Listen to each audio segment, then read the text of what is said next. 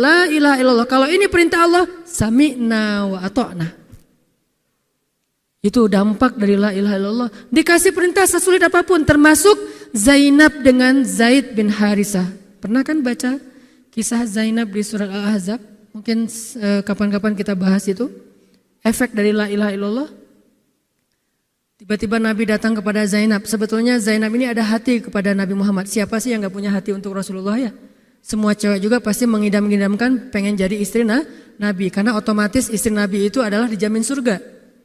Siapa yang gak pengen jadi istri Nabi? Di surga nanti punya rumah, satu rumah dengan Nabi. Kan keren banget. Kita bisa jadi tetangga Nabi aja di surga udah keren banget. Apalagi serumah dengan Nabi.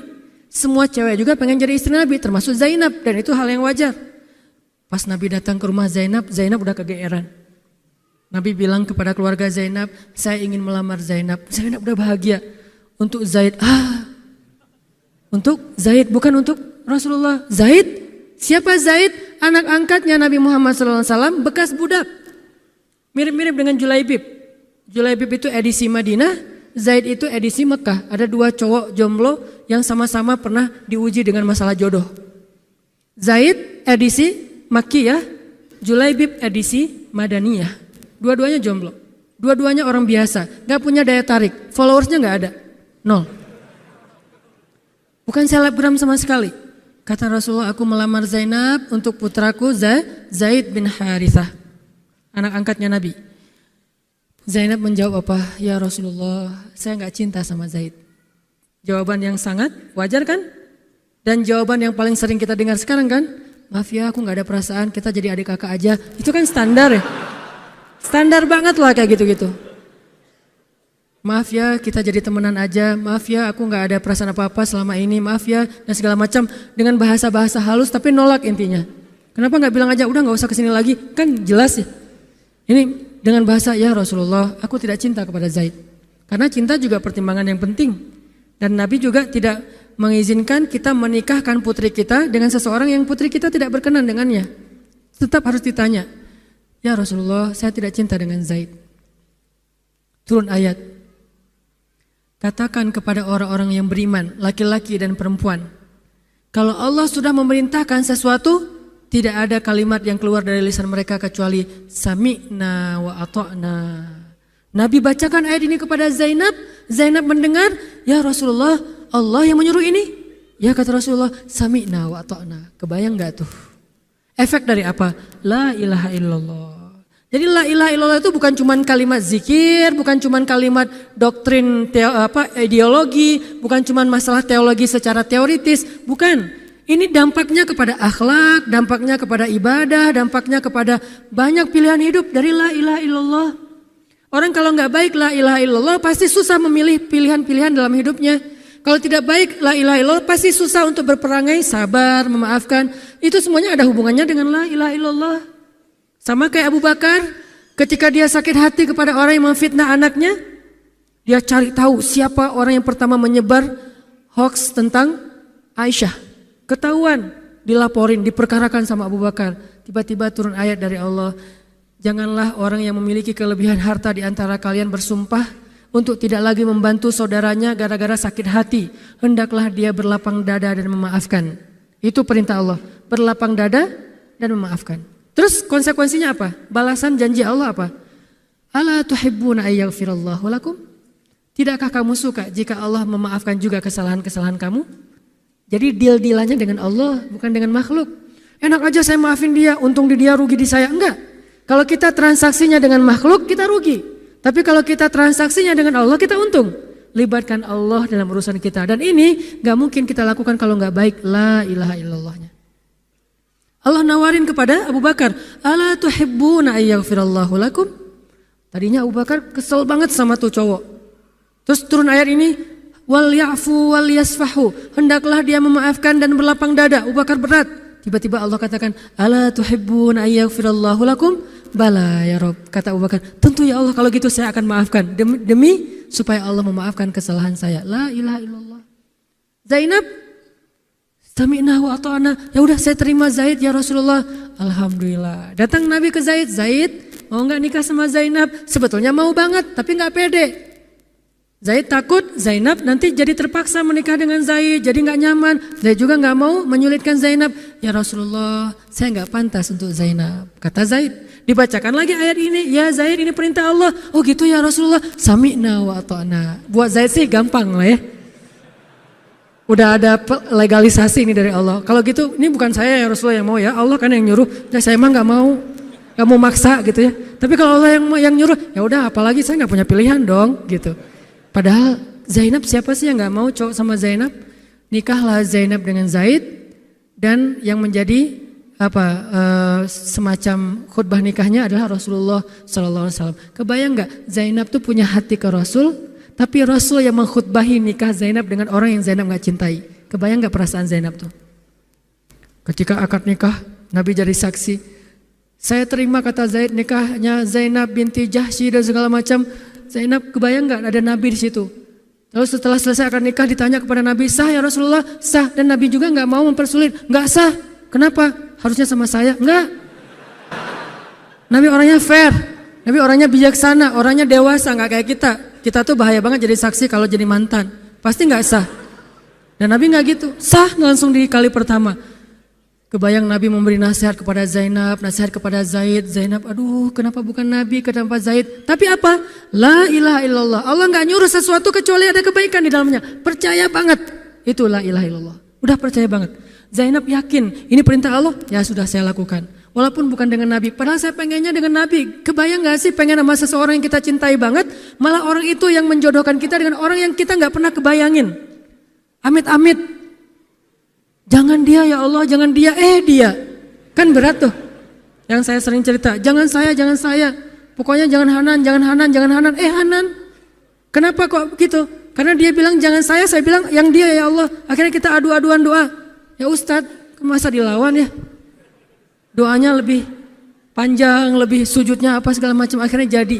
Gak kebayang tuh buat Zainab. Kalau Zaid sih mungkin kebayang lah ya. Gimana happy-nya Zaid menikah dengan seorang cewek yang semua orang Mekah pengen nikahin dia. Tapi kalau Zainab, itu hari-hari yang sangat berat. Malam pertama gak kebayang buat Zainab. Zaid. Begitu Zaid datang, Assalamualaikum Zainab. Gimana tuh? Ini kalau kita lihat dari angle manusia ya. Karena Zainab juga manusia. Tapi semua emosional, subjektif manusia redam dengan iman la ilaha illallah. Harapannya cuma satu, pasti ada kebaikan di sini. Pasti ada kebaikan di sini. Walaupun gak kebayang kebaikannya apa, pokoknya ada aja. La ilaha illallah. Nikah Zainab sama Zaid, cekcok selama 1 tahun, gak pernah akur. Pulang kerja rame, berangkat kerja rame, pagi rame, sore rame, gak cocok aja tuh Zainab sama Zaid. Berkali-kali datang berdua sama ke Rasulullah, ya Rasulullah nasihati kami, udah dinasihati pulang rame lagi, di mobil aja berdua rame, macet apa segala, ya udah nikmati aja rame gara-gara macet, terus aja kayak gitu, pokoknya selama 1 tahun mereka sering percekcokan rumah tangga. Jadi kalau kita ngelihat ada keluarga yang mungkin baru menikah kemudian bercerai, jangan menjudge mereka, karena menikah itu ibadah, perintah Allah. Itu lebih baik daripada tidak menikah tetapi sudah melakukan banyak perbuatan dosa. Walaupun akhirnya nauzubillah ada hal-hal di luar dugaan, maka la'allahu khair, mudah-mudahan ada kebaikan. Mereka berani menikah muda aja kita harus acungkan jempol. Mereka berani menikah muda aja kita harus respect. Kan saya sering bilang no judgment, respect to other kan. Berani mengambil keputusan menikah muda, baru berhijrah udah langsung menikah. Itu bukti dari iman. Kenapa kita menjudge seolah-olah kita lebih baik dari dia? Emangnya kita berani melakukan hal yang mereka lakukan? Gak berani buktinya. Berarti dia lebih baik daripada kita. Walaupun kesudahannya, kalau mereka bercerai setelah menikah baru beberapa lama, ada yang lebih soleh dari mereka juga bercerai baru 1 tahun menikah. Zainab dengan Zaid, dua-duanya dijamin surga. Dua-duanya dijamin surga. Pernikahan mereka cuma bertahan 1 tahun. 1 tahun kemudian Zaid datang kepada Rasulullah. Zaid bilang, ya Rasulullah, kayaknya udah gak bisa dipertahankan hubungan saya dengan Zainab. Zaid, sabar. Rasul ketika Zaid mau datang sebetulnya udah dapat bocoran dari Allah. Allah udah ngejapri Rasulullah dalam bentuk ilham. Japrian Allah kan ilham ya. Japrian kita kan WA, itu juga habis kuota gak kebaca-baca. Kalau japrian Allah ke Rasul ilham. Ilhamnya apa? Kalau nanti Zaid datang, nanti baca di surat Al-Ahzab. Kalau nanti Zaid datang kepadamu meminta nasihat tentang Zainab, bilang kepada Zaid, ceraikan istrimu. Kalau udah diceraikan, nanti kamu nikahi Zainab. Ini perintahnya juga berat buat Nabi nih. Kebayang gak sih anak angkat kesayangan Nabi yang selama ini baik banget sama Nabi, tiba-tiba dia punya masalah dengan istrinya, disuruh cerain dengan niat kalau udah cerai nanti dia yang nikahin. Kan gak kebayang tuh buat Nabi. Ditambah lagi Nabi itu orangnya ra'afah banget, sangat gak enakan. Kita aja gak tega kayak gitu. Emang ada yang tega kayak gitu? Gak tega kan? Zainab mantan kita sih. Sekarang cowok itu datang ke kita, suaminya Zainab. Ustadz, gimana nih Zainab, perlu saya pertahankan? Emang kalian dari awal udah gak cocok, cerai aja deh. Kenapa? Bentar lagi gue mau nikahin Zainab. Gak kebayang kan? Kok Ustadz ngomong kayak gitu? Dapat ilham. Berat kan? Nabi itu kayak gitu loh, kondisi emosional beliau yang zulzilu, terguncang. Gimana nih caranya? Saya nggak enak banget, nggak tega banget sama Zaid. Kebayang wajah Zaid polos gitu, ya Rasul gimana nih? Aduh, mau dibilangin ceraikan aja nggak tega, mau dibilang pertahan tapi Nabi bilang suruh cerai, Allah suruh ceraikan. Akhirnya Nabi memilih emosionalnya, bukan perintah Allah. Wahai Zaid, tahan istrimu, jangan ceraikan. Padahal kata Allah suruh ceraikan. Lihat beratnya Nabi waktu itu. Akhirnya Zaid pulang, gitu ya Rasul. Ya pulanglah Zaid, Nabi gak enak banget sama Allah. Terus akhirnya Zaid sampai ke rumah, namanya Allah yang nyuruh kan gak bisa dirubah ya. Kun fayakun, cerai juga tuh walaupun Nabi bilang suruh bertahan. Allah marah kepada Nabi. Kata Allah, kamu merasa gak enak kepada manusia, tapi kamu merasa enak kepada saya. Diadu oleh Allah tuh coba, emosional. Nabi langsung sujud, ya Allah ampuni saya benar-benar, saya tahu saya gak enak sama Allah, tapi juga saya gak tega sama Zaid. Kebayang gak sih ya Allah wajah Zaid yang polos kayak gitu, disuruh cerain terus saya nikahin istrinya. Gimana perasaan Zaid? Wahai Muhammad, kamu merasa gak enak kepada manusia tapi enak kepada saya Muhammad. Astagfirullah ya Allah, minta ampun Nabi semalaman. Ini benar-benar gak kebayang sama Nabi. Tapi Allah pengertian lah, tahu Allah Nabi itu bukan mau gak taat sama Allah, cuma emang gak tega banget sama Zaid. Akhirnya Allah ngambil keputusan sendiri, Zaid cerai dengan Zainab. Setelah selesai masa iddah Zainab, Allah katakan Muhammad sekarang datang kepada Zainab, lamar Zainab. Dengan berat hati Nabi tok pelan gitu, berharap gak dibukain pintu. Langsung udah ditunggu ternyata sama Zainab, eng gitu, bukain pintu. Pas Nabi datang, Assalamualaikum, Waalaikumsalam gitu. Zainab udah punya firasat. Nabi mengatakan, Zainab ada perintah dari Allah. Apa ya Rasulullah? Sami'na wa ata'na. Belum juga dikasih tahu. Sami'na. Allah menyuruh saya untuk melamar kamu Zainab. Untuk siapa ya Rasulullah? Curiga kan? Jangan-jangan orang lain lagi nih. Untuk siapa ya Rasulullah? Untuk saya. Masya Allah gitu. Cuman Zainab kan gengsi gitu lah. Masa cewek harus teriak-teriak gitu kan ya? Oh gitu. Padahal masuk ke dalam kamar. Wah gitu ya. Gigit jari apa, gaya-gaya cewek lah ya. Oh gitu, ntar ya saya pikir-pikir dulu. Saya istiqoroh dulu, Nabi diistiqorohin. Udah diterima, sami'na wa ata'na. Dan inilah khair, kebaikan yang diharapkan oleh Zainab. Walaupun gak pernah terbayang, gak mungkin dong Zainab berpikir akan cerai setelah setahun kan. Tapi dia hanya yakin Allah itu gak mungkin nyuruh sesuatu yang gak ada kebaikannya buat kita. Gak mungkin, mustahil. Karena Allah gak pernah zalim kepada hambanya. Kenapa Allah kok muter-muter dulu kayak gitu? Allah pengen lihat Zainab itu menikahi Muhammad karena Allah atau karena dirinya sendiri. Kalau karena Allah, coba yang selain Muhammad berani gak? Ternyata berani. Karena itu dia menjadi layak untuk Muhammad. Kalau dia gak menerima Zaid, mungkin Zainab tidak akan pernah jadi istri Nabi karena tidak layak. La'allahu khair. Ini buah dari la ilaha illallah. Begitu juga dengan Zaid, akhirnya menikah lagi. Dengan perempuan yang cocok untuk dia, yang berkhidmat kepada dia, yang membahagiakan hatinya, yang menjadi qurratu ainin li, menjadi penyejuk hati bagi Zaid. Dari pernikahan itu kemudian Allah anugerahkan untuk Zaid kebaikan yang luar biasa. Apa kebaikannya? Allah berikan untuk Zaid seorang putra yang paling keren. Namanya Usamah. Nama Usamah itu bukan hanya bin Laden ya. Usamah itu nama sahabat. Usamah bin Zaid.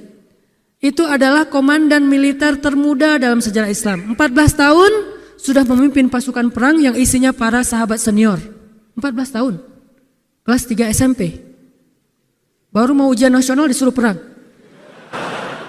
Coba, kebayang anak kelas 3 SMP yang masih galau-galau, yang masih culun-culun, yang badannya belum kebentuk, yang jerawatan misalnya kayak gitu, tiba-tiba memimpin pasukan militer yang jumlahnya ribuan, yang barisan pertamanya kibarus sahabah, sahabat-sahabat senior, as-sabiqunal awwalun minal muhajirin wal ansor. Termasuk siapa di dalamnya? Abu Bakar dan Umar. Kebayang gak tuh? Memimpin pasukan yang di belakangnya itu Abu Bakar dan Umar. Maju, Abu Bakar dan Umar. Ya, maju. Usama. Kebayang Usama yang nyuruh. Abu Bakar. Segaya. Umar maju. Zaid, anaknya Zaid. Tapi tidak ada yang bisa membantah. Kenapa? Itu wasiat Nabi sebelum wafat. Aku perintahkan kalian untuk dipimpin oleh Usamah bin Zaid. Karena dia adalah anak muda yang luar biasa. Itu hadiah Allah untuk Zaid. Karena dulu mau menikahi Zainab walaupun hatinya sebetulnya tidak mau. La'allahu khair, la ilaha illallah. Masing-masing dikasih kebaikan dengan cara-cara yang berbeda.